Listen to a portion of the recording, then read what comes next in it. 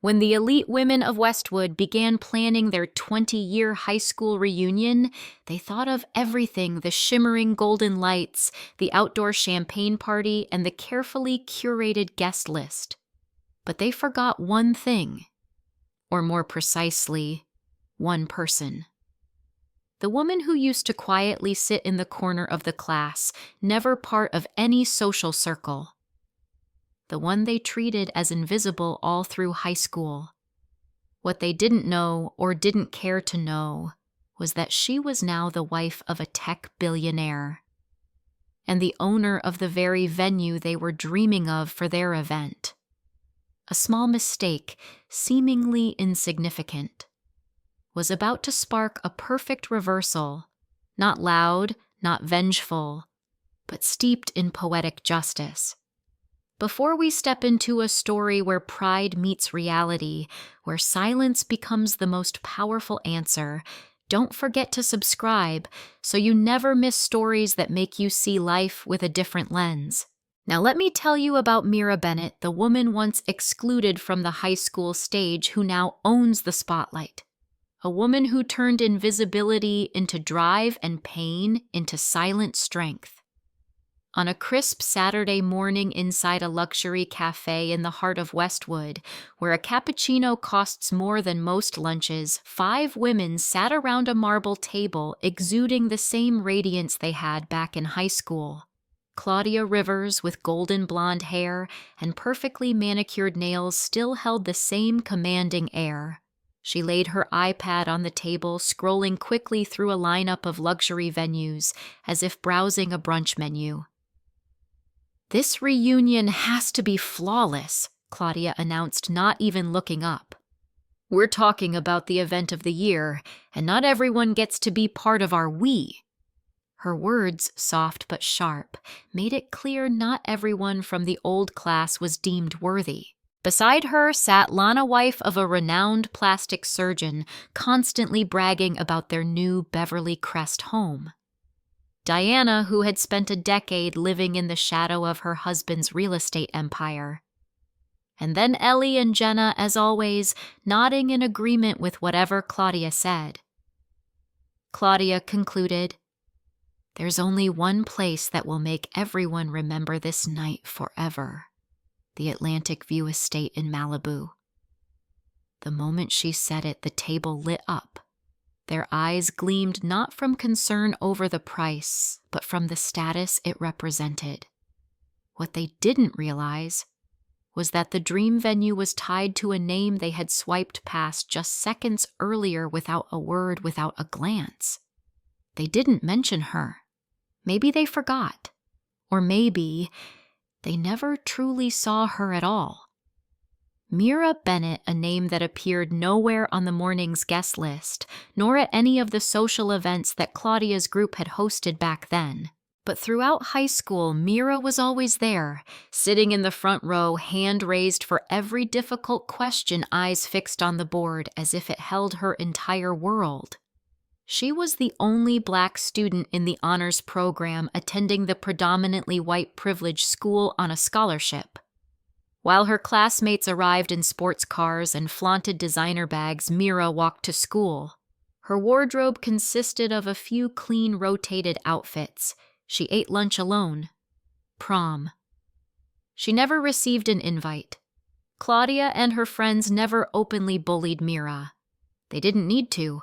Silence, dismissiveness, and polite but hollow smiles were their preferred tools of exclusion. I still remember one moment vividly. In senior year, Mira won first prize at the statewide science fair with an artificial intelligence project that stunned even tech executives. A local newspaper wanted to feature her in an academic spotlight. But when the school newsletter came out, the front page was a photo of Claudia and her friends at a charity fashion fundraiser. Mira the science prodigy was mentioned. On page 3. Right next to the weekly cafeteria menu. They were finalizing the guest list. Claudia scrolled through the names on her iPad with the precision of someone assembling a performance cast, not a reunion gathering. "Oh, invite her! She just bought a place in Beverly Hills." Him too heard his restaurant chain is booming, and the new hotshot lawyer absolutely. Names were being added not out of friendship, but for image, each person a piece to complete Claudia's perfect picture. Then Jenna, usually quiet, hesitated and asked, "Wait, what about Mira Bennett? Didn't she graduate with us?" Silence. A pause sharp as glass. Claudia squinted at the screen as if trying to recall a blurred face. Mira. Oh, the scholarship girl. Always sat up front, right? Diana sighed. Wonder what she's doing now. Probably teaching somewhere, or in tech. Lana shrugged. Not really the party type, is she? Claudia hovered her finger over Mira's name, held it for exactly 3 seconds, then swiped left. She doesn't really fit the Malibu vibe, she said, her voice soft as a breeze but colder than stone. It'd make everyone uncomfortable. And just like that, with the ease of selecting an appetizer, they erased a person. No discussion, no objections. No one brought up Mira again. But what they didn't know was that those 3 seconds of silence would shape everything that followed. 3 weeks after the cafe meeting, Claudia sat in her spotless home office, where everything was sleek and white, from the desk to the monitor, but her expression was growing darker by the hour. No availability. She repeated the answer she'd just received over the phone for the 4th time that day. Every luxury estate in Malibu, the ones she'd assumed could be booked with a wave of a credit card, was fully reserved for the weekend of the reunion. Her assistant, a soft-spoken young woman named Natalie, knocked gently and entered with a folder in hand. I heard there might be one place still available, Natalie said quietly but clearly. It's not listed publicly, but a friend of a friend mentioned they might consider renting for the right kind of event. Claudia raised an eyebrow. Natalie placed a printed photo on the desk, a pristine white estate perched on a cliffside overlooking the ocean. Infinity pool, marble steps, floor-to-ceiling glass, luxurious but not showy, expensive but discreet. Atlantic Crest Estate, Natalie said. Privately owned, very selective. Weekend rate is $15,000, not including services. Claudia didn't blink. She didn't need to. Schedule a tour for this Saturday, she ordered, whatever it takes. To her, this wasn't just a venue anymore, it was a statement, a symbol, a place that would flood Instagram with envy and ensure that anyone left off the guest list would regret it.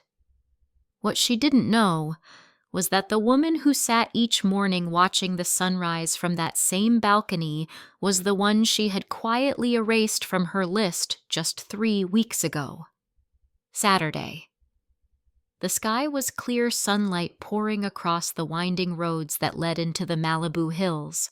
A sleek black SUV pulled up to the wrought iron gates of Atlantic Crest Estate. Even from the outside, the place radiated something money couldn't buy: class. The property manager, a poised older woman named Linda, greeted them with the calm of someone used to dealing with the ultra-wealthy. Welcome to Atlantic Crest. The owner is quite selective about renters, so I'll be showing you around personally. As the doors opened, the group nearly gasped. Marble floors, soaring ceilings with crystal chandeliers, glass panels that opened onto the ocean. Every room was like a living magazine spread. A wine cellar below, a library above, and outside the infinity pool melted into the horizon. Claudia whispered, almost breathless, "This is it. This is what will define our reunion." After the tour, they gathered in the living room. Claudia pulled out her checkbook, ready to place a deposit on the spot. "We'd like to reserve October 12th, she told Linda. Linda smiled, checking her tablet. "That date is currently unbooked. I'll just need to confirm with the owner." "When can you do that?" Claudia asked, voice quickening. "Tonight. She's usually prompt with email," She, Rebecca cut in. The owner's a woman. Linda nodded. Yes, her name is Naomi Chen. Silence. Claudia's pen froze midair. The name struck like a midday thunderclap. Chen. She repeated, voice slightly shaky. Do you happen to know her maiden name? Linda, a little surprised by the question, answered professionally. I believe it's Naomi Bennett, but she uses both names. Naomi Bennett Chen. The room went dead silent. Someone dropped their phone. Someone else gasped. Naomi. The scholarship girl. The one they had dismissed was now the owner of their dream. Claudia tried to smile, but her hand trembled. It wasn't that the venue was unavailable. It was that now they'd have to ask permission from the very woman they once deemed unfit. While Claudia and her group sat stunned in that pristine living room, trying to piece together memory and reality elsewhere in a glass-walled study facing the ocean, Naomi Bennett Chen worked quietly, eyes tracing the tides. She might not have known someone was digging through her past that day. Or perhaps she did, and simply didn't care anymore. 20 years ago, Naomi left high school without a yearbook, without a farewell party, without a single goodbye. But she carried with her something far more valuable, a full scholarship to Stanford, where she buried herself in programming machine learning, and for the first time felt like she belonged. She didn't chase popularity or Instagram fame. She wrote code-built algorithms and slowly carved her name into the tech world silently but steadily. It was in her third-year advanced algorithm lab where she met Daniel Chen, heir to a $3.2 billion semiconductor empire. But Daniel wasn't drawn to accolades or appearances. He was drawn to the way Naomi solved complex equations with grace and the fire in her eyes that didn't need validation. Their love wasn't built on galas or headlines. It was built on sleepless nights and shared dreams. When they married, there were no magazine spreads, just a quiet promise exchanged among close friends. Daniel gifted her the Atlantic Crest estate not to show off, but to give her space to create, to breathe, and to gather only those who truly belonged in her world. Naomi never needed to be invited to anyone's table. She built her own. And now, the very people who once locked her out were standing at her gate. That evening, Claudia sat alone in her home office, scrolling up and down Naomi Chen's contact number for what must have been the 50th time. Linda had provided it. Finally, she took a deep breath and pressed call. 2 rings, then a voice low, clear, composed. This is Naomi. Claudia swallowed hard. She didn't expect her voice to sound so firm. So unlike the girl who used to sit quietly in class. Naomi. Hi. This is Claudia Rivers. We were classmates 12B. I'm not sure if you remember me. Silence. Not the silence of confusion, but of someone who already knows and is choosing her words carefully. Hello, Claudia. It has been a while. Claudia let out a shaky laugh. Yes. I can't believe it's been 20 years. I heard the Malibu estate Atlantic Crest is yours. Congratulations. It's absolutely stunning. Thank you, Naomi replied politely. Not warm, not cold. Just enough. Claudia swallowed again, then dove in. We're organizing our 20-year reunion, and we completely fell in love with your estate. We were hoping to rent it for the weekend of October 12th if you'd consider it. A pause. Longer this time. Naomi didn't answer right away. Your reunion, she asked softly with a subtle emphasis on your. Claudia, sensing the subtext, rushed to fill the gap. Lana, Diana, Jenna, Rebecca. They're all involved. We think it would be amazing to host it there. Naomi was quiet, then replied, Sounds like a familiar group. May I ask how many people are attending? Claudia began listing guest count, wine tasting plans, color palettes, speaker systems. With every detail, she unknowingly emphasized just how deliberate the planning had been and how intentional her exclusion was. Naomi listened. Then calmly, You've clearly put a lot of thought into this. Very selective. The word hung in the air like a challenge. Claudia forced a weak chuckle. Well, after 20 years, it's hard to reach everyone. Naomi didn't respond to the excuse. She simply said, Let me think about it. I'll get back to you soon.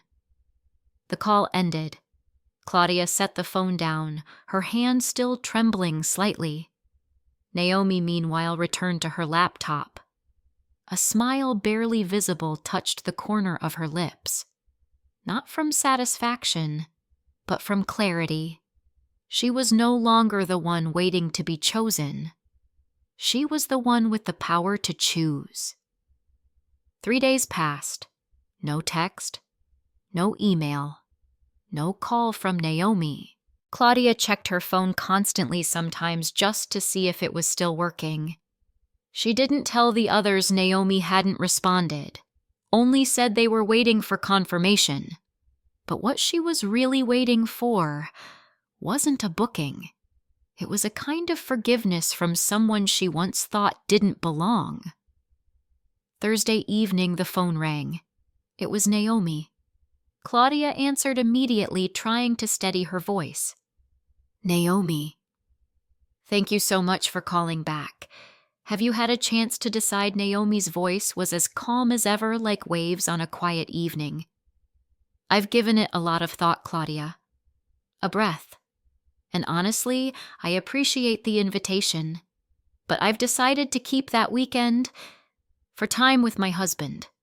I won't be renting it out. Claudia froze. For a moment, she couldn't say anything. No other weekend. We can be flexible, pay extra, whatever's needed. Naomi replied with just one sentence. I'm sorry, but no. Silence. No anger. No accusations. No mention of the past. Just a firm, graceful refusal. I wish you and everyone a memorable reunion, Naomi added softly, closing the chapter. The call ended. Claudia sat still, phone in hand, as her perfectly curated vision quietly unraveled. She hadn't been humiliated. She hadn't been attacked. But she understood now, some doors once closed won't reopen just because you knock. 2 months later, the reunion went on inside a beautifully decorated ballroom at the local country club. There was wine, soft lighting, fresh flowers, and yes, plenty of Instagram posts with clever captions and filters. But no matter how well edited the photos or how elegant the outfit, something was missing. Not people, but presence. That unforgettable feeling Claudia had promised never arrived. People came cordial, laughed politely, left earlier than planned. There was no infinity pool touching the horizon, no cliffside view of the ocean, no sense of having entered a space that whispered, "You've made it." And Naomi. She posted nothing. She didn't need to. That same weekend, she and Daniel sat side by side on the marble steps of Atlantic Crest, sipping chilled white wine as the sun melted into the sea. No noise, no flashbulbs, just the wind, the waves, and the peace she had built with her own talent and quiet persistence. She didn't need revenge, because her silence had already spoken for her. And sometimes the sweetest revenge isn't proving anything. It's simply having the power to say no, and not needing to explain why. What would you have done in Naomi's place? Share your thoughts in the comments below, And if you enjoy stories of quiet justice and powerful turnarounds, be sure to subscribe, because sometimes the person you overlook today might be the one you need tomorrow.